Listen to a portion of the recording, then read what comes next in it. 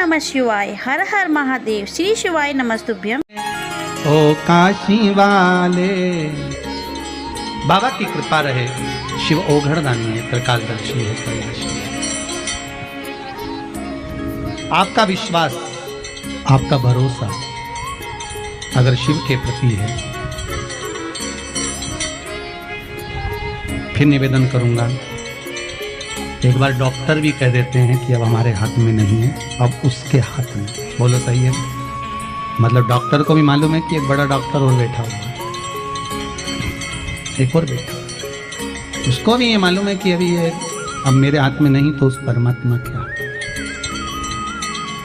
देवऋषि नारद ने कहा इस बेटी का जो भाग्य है ये बड़ा विचित्र है। मैनावती कहती हैं कि मैं बेटी नहीं भी आऊंगा,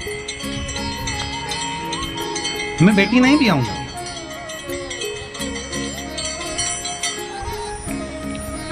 पर हिमालय राज कहते हैं कि अगर बेटी के भाग्य में ये सब कुछ लिखा है तो कोई टाल नहीं सकता।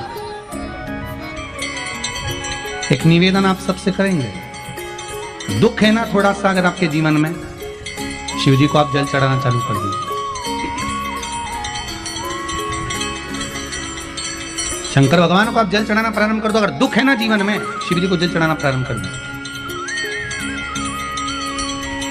और एक निवेदन और करेंगे, अगर दुख समाप्त ही नहीं हो रहा है, कोई बीमारी एक पूरी होती है दूसरी लग जाती है, दूसरी बीमारी पूरी होती है तीसरी लग जाती है, तीसरी बीमारी पूरी होती है चौथी लग जाती है, कुछ प्रॉब्लम चली रही है, तो एक जल के पात्र में जल लीजिए, कलश लोटा पानी का भर लीजिए और उस पात्र में चावल के 2 दाने डाल लीजिए, अक्षत के 2 दाने डालिए। घर में से लेकर जाओ, थोड़ा सा जल बेलपत्री के वृक्ष के नीचे डाल दीजिए, थोड़ा सा जल पीपल के वृक्ष के नीचे डाल दीजिए और थोड़ा सा जल या तो आंवले का पेड़ मिल जाए या शमी का वृक्ष मिल जाए, शमी का वृक्ष मिले या आंवले का वृक्ष मिले, उसके नीचे डाल दीजिए। 3 जगह पर अगर कोई बीमारी ऐसी हो गई कि वो समाप्त नहीं हो रही, बड़ी बड़ी तकलीफ, मतलब एक बार दवाई अगर चालू हो गई तो दवाई बंद ही नहीं हो रही है, तो उसके लिए आपको 3 जगह पर जल चढ़ाना प्रारंभ कर दो। मात्र 1 हफ्ते से ज्यादा चढ़ाना भी नहीं पड़ेगा। जैसे 1 हफ्ते आप टेबलेट लेते हो, गोली लेते हो, 1 हफ्ते चढ़ाना प्रारंभ कर दो। सबसे पहले बेलपत्री के पेड़ के नीचे क्या करना है, जल का पात्र लेना है, उसमें 2 दाने चावल के डालना, 2 दाने अक्षत के डालिए।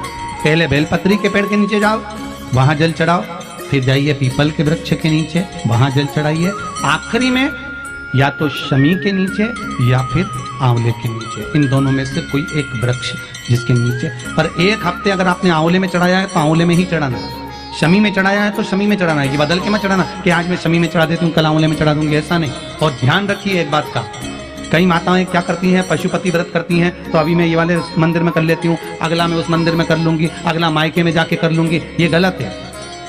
अगर पशुपतिनाथ का व्रत कर रहे हो तो एक ही मंदिर में करना है। शिव महापुराण की कथा कर रही है, शंकर की कथा कर रही है, ओघड़दानी त्रिकालदर्शी की कथा कर रही है, माता पार्वती जी का भाग्य वर्णन किया। मैं बेटी नहीं भी आऊं, भगवान हिमालय राज ने कहा बेटी तो भी आना है, बेटी क्यों नहीं भी आएंगे, बेटी तो भी आना है। ललाट पर जो लिखा है, भाग्य में जो लिखा है, वो एक ही जगह पर कट सकता है। भाग्य की रेखा में जो लिखा हुआ है वो एक जगह पर जाकर काटा जा सकता है।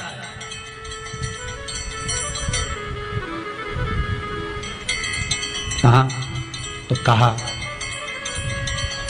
आप शंकर के दरवाजे पर जाओ, शिव की चौखट पर जाओ, शिव महापुराण में जाओ, गुरु के दरवाजे पर जाओ और गुरु के चरणारविंद की रज, गुरु के चरण नहीं, गुरु के चरणारविंद की रज अगर मिल जाए तो जैसे त्रिपुंड लगाते हैं, बस भगवान शंकर के चौखट की रज, शिव के दरवाजे की रज, काशी की रज, उज्जैनी की रज, मेरे बैद्यनाथ बाबा की रज, गंगा की रज मिल जाए, उसको मस्तक पर चढ़ाना है हमको, हमारा भाग्य पलटने में देरी नहीं होगी, उसको चढ़ाना है, लगाना।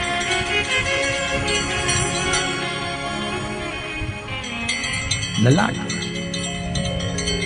शंभो शरणे पड़ी, मांगो घड़ी रे घड़ी, दुख काटो। दया करी ने दर्शन आपो। हे शंकर कृपालु, दया के साथ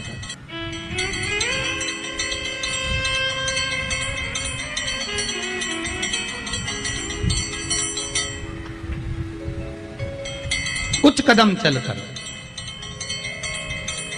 भगवान के द्वार जाना चाहिए।